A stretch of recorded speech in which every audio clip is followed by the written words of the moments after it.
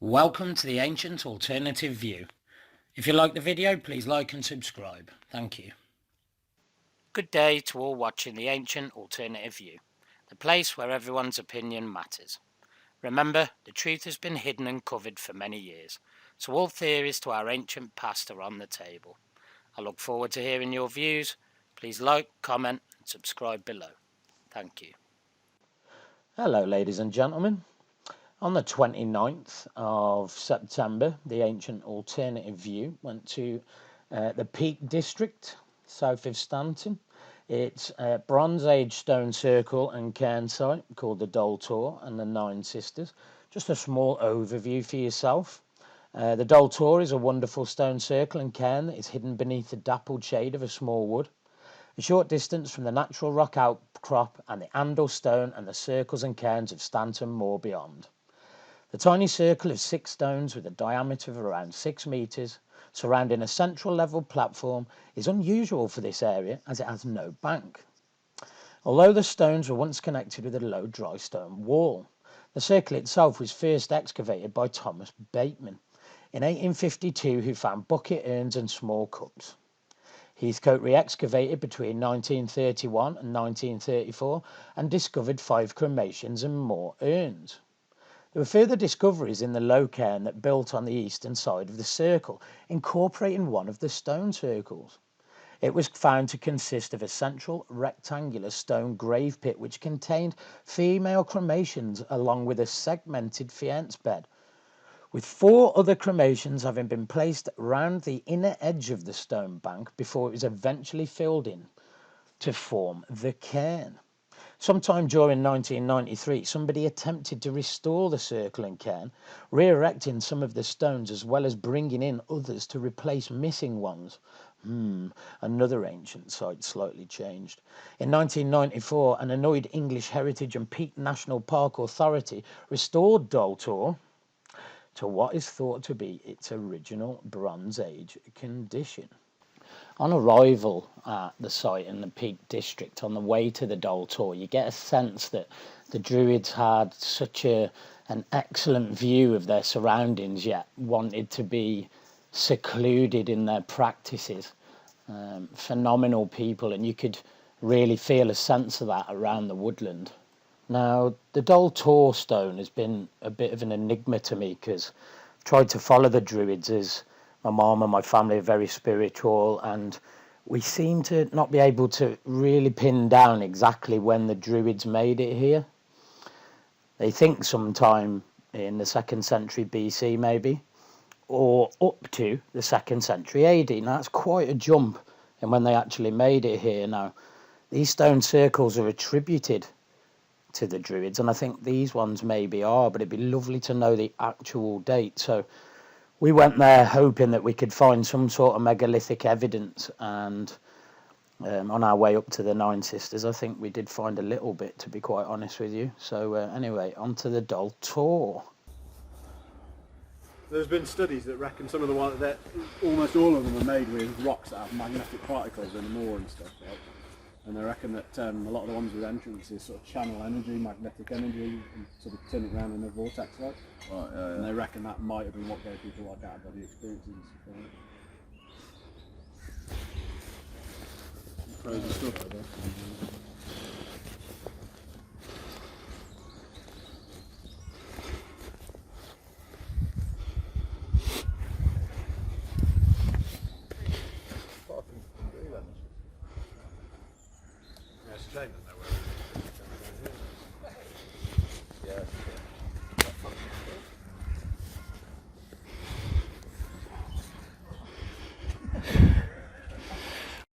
So you've just heard the account of a good friend of mine, 90. He's an excellent ancient researcher, has travelled the world. This is Alex. He's a good friend of the channel as well, and myself. And then we kind of made a 1.5 kilometre trek up the hill, and this leads you to the Nine Sisters, so-called. And along the way we came up against, well, something rather nice that I'd like to show you guys. So I'm going to show you some photos of what we came up against on the way to the Nine Sisters. I'm walking towards against a stone that looked like this.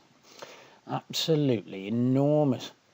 I mean, one of my friends actually tried to climb up this. Now, it had footholds, and obviously up-to-date ones now, but ancient ones as well. And you should have seen what it overlooked. Now, to me, ladies and gentlemen, this looks like the view to an altar. And it's completely in a valley. And this is the view from the megalithic rock. Now, isn't it absolutely beautiful? However, your guess is as good as mine to what actually happened here. But this is halfway in between the Doltor and the Nine Sisters. But it looks like a huge, huge ground to me. And megalithic stone everywhere. Just recording now the weather at 4 o'clock in the morning. Peak District at the Nine Sisters. And this is what it sounds like in our tent. Welcome to all the viewers at the Ancient Alternative View.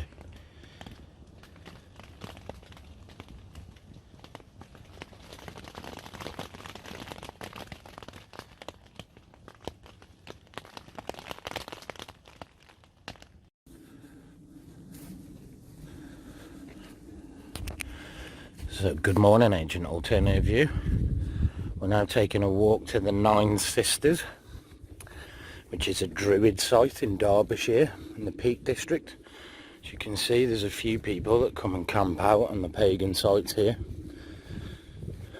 Absolutely beautiful, this area. I mean, it's just vast woodland. It's our campsite over there. Full of different beautiful pagan sites, Druid sites that we've got in the UK. As you've seen with other channels, we've got stone circles which are about to come up to the Nine Sisters now. So let's have a look.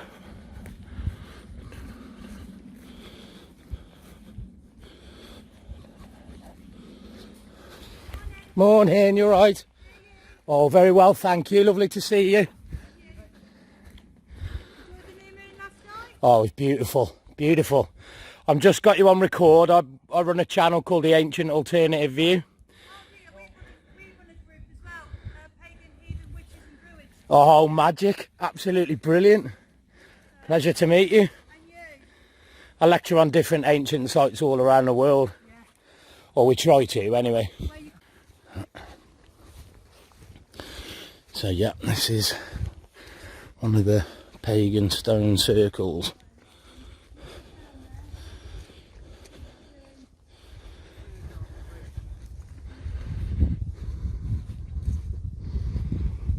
Actually got someone meditating here, so I'll have to be quite quiet. This is another one, look. Stone circles. See if we can get it in its entirety. Well, I mean, this entire site for miles and miles and miles has got different pagan stone circles. I mean, literally all the stone formations around here have had ritual meaning. You've almost got what looks like an altar here. Look how much the stone has been processed over time here. Absolutely unbelievable. They're all over the place. There's a network of subterranean tunnels as well under here that the Druids used. Magic. Absolutely magical site. And whilst you're here, you can almost feel the spirituality. It's absolutely phenomenal, ladies and gentlemen. Now, ladies and gentlemen, thanks for watching some of the live stuff today. I bring you to the description of the 9 ladies. Well, although there's 9 stones on account, there's actually been 4 removed. And it's written that they've been moved because the council, believe it or not, around the area are looking to devastate the site. And for 3 years now, locals have been petitioning to try and keep the site the same. Now, I think it's disgusting that any ancient site should be touched whatsoever by any of us, because for studying, and for me to find out that originally there was 13 stones here actually upset me. So not very good at all. I think for us to learn, we need to at least see the sites in their original condition, because once they're changed forever, ladies and gentlemen.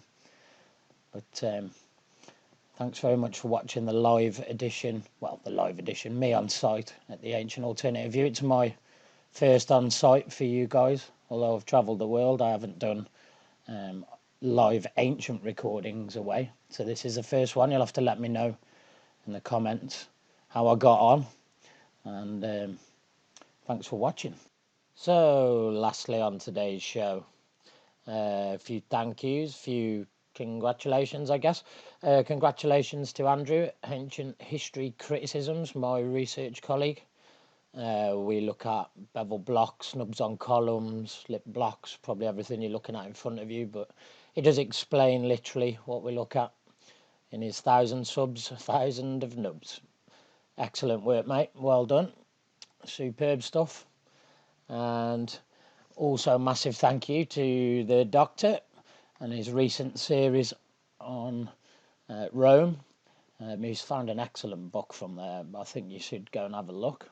And fair play to, of course, can never go without a mention, my good friend over at Lost History channel, Michael, and Light Up the Dark, his other channel. Michael's had some trouble with Lost History, but he's literally one of the best channels on the internet. So everyone get out and support him as much as possible. Not that he needs my support, but thanks for everything that you've done for me, mate. I do absolutely appreciate it. I'd like to say a big thank you to Dave over at Uchronia Utopia. He's been researching hard with Andrew and I, and to be quite honest, he's one of the most knowledgeable people I've ever met. So thanks ever so much for your help, Dave. Look forward to researching with you again soon, which will probably be pretty soon, knowing you and I. I'm also going to say a massive thank you to Ziggy Dan. Here he is. Andrew and himself have recently become uncle to my little boy, Ronnie James Corbett, who was born the day after this video was shot, believe it or not. Hence why I haven't been around for a few weeks. So huge shout out to Ziggy Dan, as always. And last but not least today, I want to shout out Florida McQuee without the R. Some of his stuff on Antarctica, I absolutely love it. I've got to be quite honest with you. And with Dave at Uchronia Utopia teaching me a few techniques that I won't tell you about yet, but they'll come to light. Very, very happy. Massive shout out as well to you. Oh, one more. And Dave over at the Stonewall Research channel, Bugcat7. He's doing a series at the moment on giants, and it's state by state. He speaks about obviously different sized hominids, if you will. And they are all around. Herodotus mentioned them himself, 10 feet people, whether you like to subscribe to Herodotus's theories or not.